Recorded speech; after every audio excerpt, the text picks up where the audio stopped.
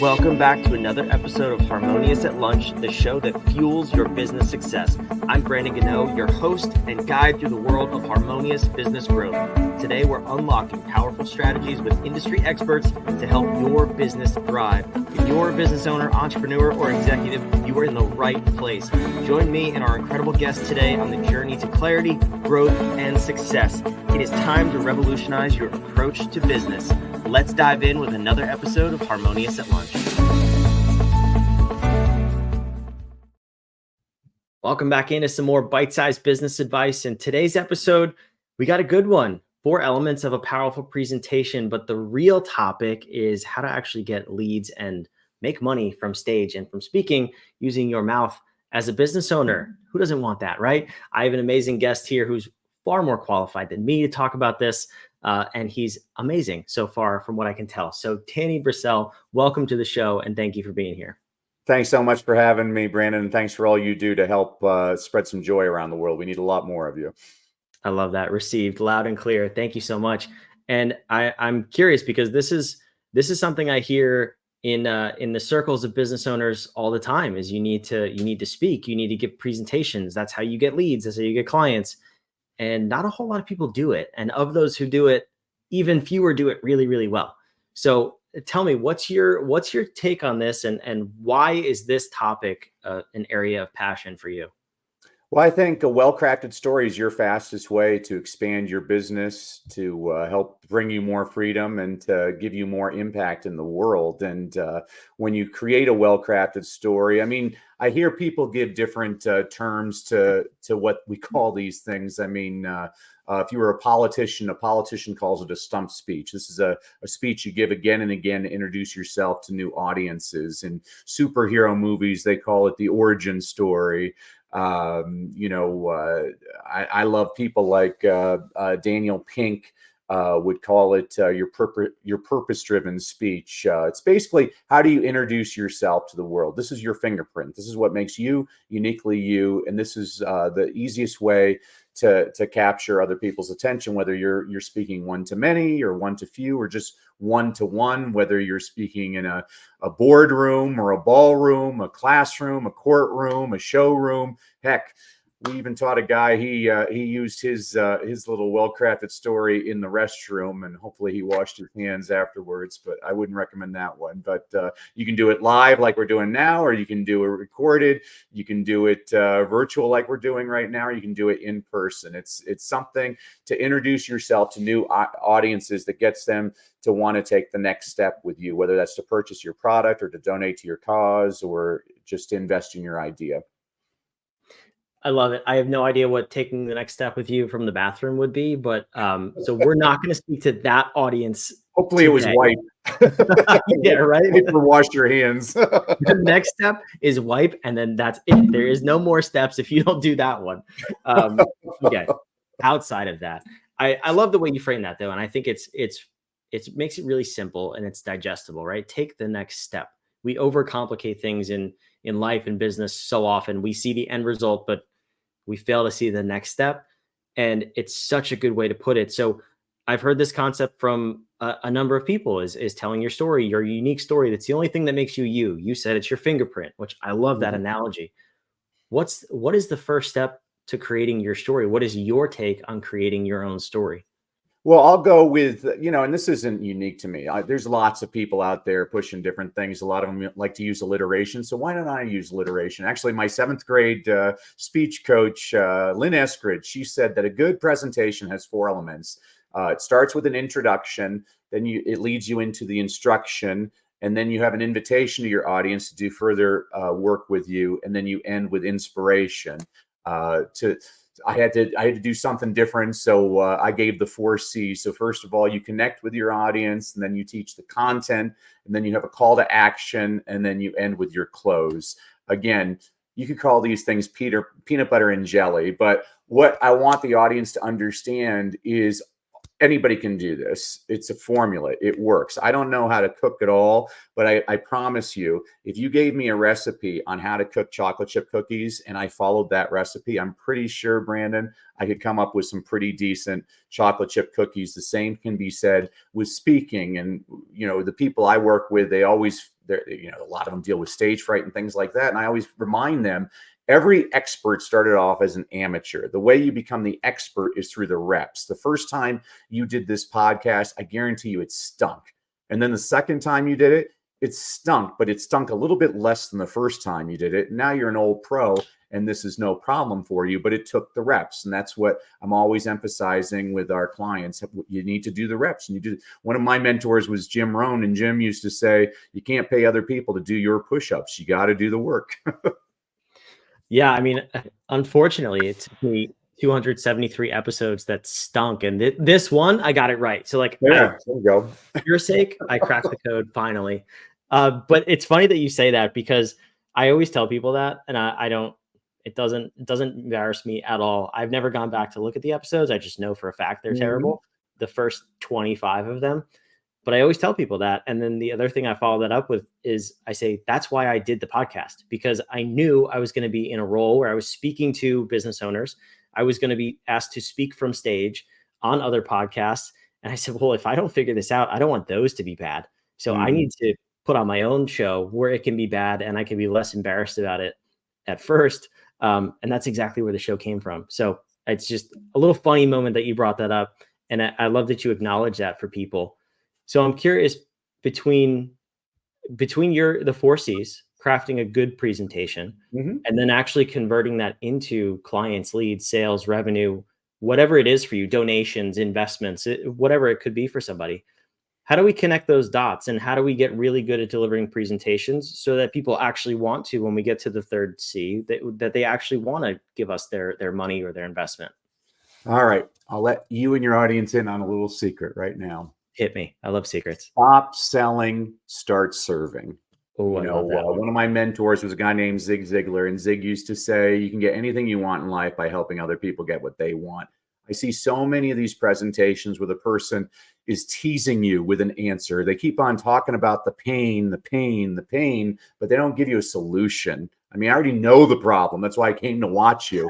I think you have a responsibility to your audience to provide at least one short-term solution that shows them that they can do this. And then I think you should also, a well-crafted story also presents a long-term solution that says, it convinces the audience, well, you can do this, but you need me to help because I'm a couple of steps ahead of you. And as in terms, we already talked about, it's the reps. I brag about, I do these well-crafted story 2-day workshops with my partner in arms, Coach Jimmy Hayes Nelson. And I call us the professor and the poet because I have an educational background. He comes from Broadway. And, while he loves to do everything based on feeling, I like to do everything based on research. I think if you want an opinion, talk to your uncle. If you want research, come to me. We're going to do things that actually have been proven to work. I just want to give one example. A guy we worked with, not this past January, the January before, so about 18 months ago, Gustavo. Gustavo should be president of the United States, Brandon. I mean, he came to America from Ecuador, didn't speak a word of English, worked every menial job possible, invested every dime into real estate. 30 years later, he's worth like $40 million. And so he attended our 2-day workshop. And on day 2, we were helping him craft his offer. Well, his offer is he has a 4-month coaching program for $40,000. Now, Brandon, I craft a lot of offers. That's a pretty high ask, but I told him, hey, you got to do the work. I mean, you got to get out there and speak. I mean, go out and speak to elementary schools, to service clubs, to chambers of commerce, go on Facebook Live, if nothing else. And he said, well, I'm going on a podcast tonight. I'm like, here's my phone number, Gustavo. You got to call me tomorrow and tell me how it went. So he calls me the next day, Brandon. He's so excited. He's like, Danny, you're a genius. I'm like, did you go on the podcast? He's like, yes. I'm like, did you make the offer? He's like, yes. I'm like, did you sell any? He's like, 23. Brandon. 23? Brandon, my background's reading, not math. But if I'm doing my math properly, he made $920,000 that night on an offer we had crafted that afternoon. I mean, I need to start charging a commission on these things. And since then, he and I are still in touch because I'm a coach that's always on your back because I want you to succeed. And he's made 8 figures off of that one speech that we created. And what I love about talking about Gustavo is it's kind of like what you were talking about you with your podcast, Brandon. He got he got comfortable being uncomfortable. He did something he didn't think he was going to be good at. He just did it. That's how you do it. You do it and you get in the reps. And so kudos to you. Kudos to Gustavo. The people that succeed in this world are the people that go out and take action. So I just love people. I never thought I was going to like coaching because I used to be a teacher and I have very high standards of my students and I stay on them all the time. And I'm still the same. I called at least 10 of my coaching clients today, just checking in. I'm like, hey, how many speeches have you given? How much are you making? What can I do to help you? Because it's about success to me. I don't like these charlatans that, I'm a little bit different than a lot of coaches. A lot of these guys will sit there and tell you, oh, share with your audience the saddest moment of your life. I'm like, really? The world just survived a global pandemic. I think we need some more hopeful stories, not these sad stories. Second of all, this is a talk that you had to give again and again. So I have a friend, his daughter was killed in a school shooting. Brandon, he's delivered that speech over 1,000 times. You got to be a lot stronger than me to talk about the worst day of your life over and over again. And third, and this is what makes people angry with me, I have one objective when I'm on a stage. I want you to leave feeling better than you came in. I want you laughing, smiling, happy. I can tell the same joke again and again, and there's something admirable about my objective of getting you to smile. I believe these people that tell you the same sad story again and again, by the 20th time they're telling that story, those are now crocodile tears, and now you're being manipulative. And I, for one, don't want to have to take a shower every time I get off stage. And I'm not saying it's not an effective sales strategy. It's very effective, but I just hate the tactic. And that's why I work with Jimmy. I said, you know what? I won't work with people and tell them to give sob stories. I just think it's very manipulative. And I obviously there's some exceptions. If I'm an American, I want the happy ending. So if you start off in bad shape, as long as you give me the happy ending, I'm all right with that. But these people that just it's like the Karate Kid technique. They sweep the leg. They keep on making it hurt and hurt and hurt. But you got to show people that you have the antidote. Oh man, we could go down like 7 different rabbit holes on this, and I'm quite sure we could talk about this for days at this point because I have seen those things. I've seen them in person. I've seen them from behind the stage in some scenarios. And I remember where we and my business partner met. Actually, it was I guess a type of a mastermind or a program, literally training you how to speak. And these were some of the things they told you to do using, this is why I'm laughing, the Karate Kid as the example. They would play clips from the movie and say those exact words that you just said. I don't know, Danny, were you in that club too before I was and you got out too? Yeah, well, I've been around those and I don't name them, but they're just swarmy people. And actually, you know what? I watch 10 speakers a day. I used to be addicted. I'd even go to infomercials. And there's this one guy I watched and he had his hair slicked back, his Pat Riley suit. And he said, there are 2 types of people in this world: good, hardworking people and rich people. I'm like, oh gosh, geez. So bad. Oh, well. Oh man. Anyway, well, I love your style. I love what you're all about. And I think that's true. We should, I think if more people wanted that, if they wanted to make more people laugh and feel joy when they encounter them, sales would be probably a whole lot easier because you didn't manipulate their emotions, and there'd be very little buyer's remorse, and the world would be a happier place. So let's all strive for that. I'm on Danny's team this time. Thank you. Well, I used to be a kindergarten teacher, and I used to tell the kids, I'm like, kids, you have the rest of your lives to be miserable. This year we're laughing, I want us happy. I have friends that we played high school football together, and they still talk about when we played high school football. And I'm like, you know what? The windshield's a lot bigger than the rear view mirror. Let's look forward and let's keep it positive.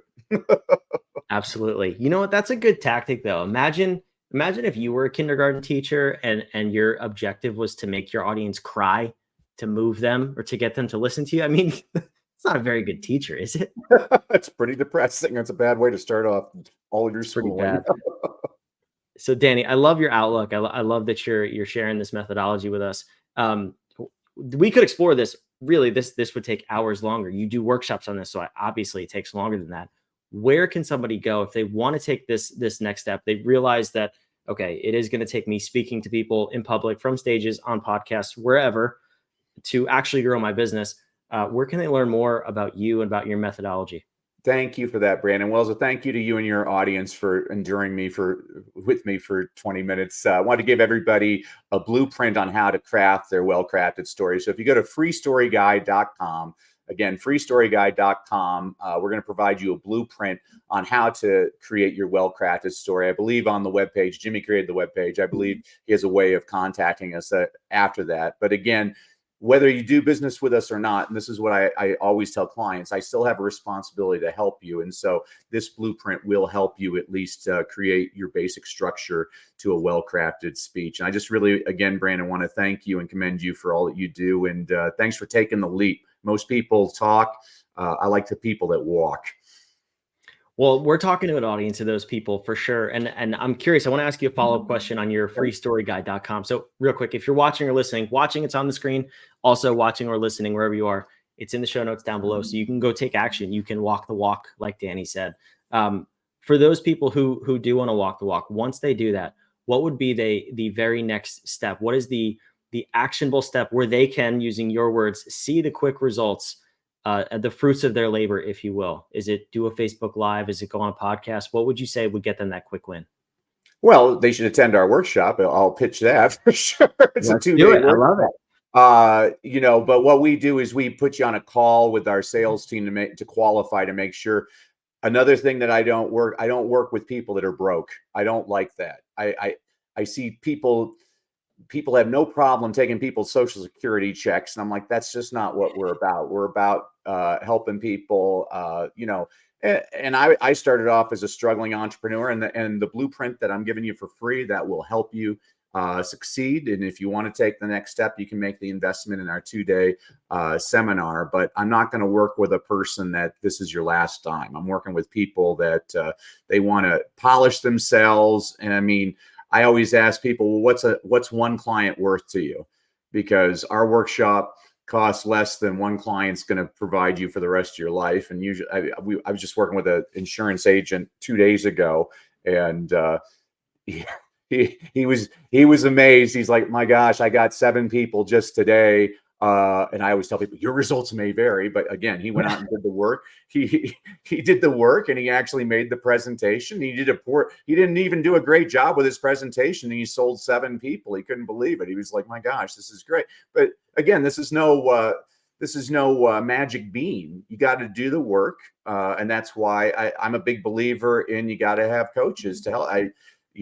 I hired a marketing coach because I needed somebody to help me with marketing. You look at Tiger Woods, greatest golfer in the world. He has a driving coach. He has a short game coach. He has a putting coach. Maybe he should have hired a relationship coach, but he knows the value of coaches. Absolutely. Yeah. Coaches in all of the areas are important. Let's just Tiger Woods. Let's highlight that real quick. Yeah. Danny, I love it. Thanks for coming on. This was a fabulous conversation. Thanks, Brandon. Thanks for all you do. God bless. And for those of you watching and listening, the links are down below. You can go take action if you want. If not, you can stay stuck, but you can at least listen to tomorrow's episode. But take the action of at the very least, please subscribe, please. We'll see you tomorrow if you subscribe on the next episode of Harmonious at Lunch, where our whole goal is to help you build a more harmonious business and life 5 days a week. We'll see you there. Thanks for listening.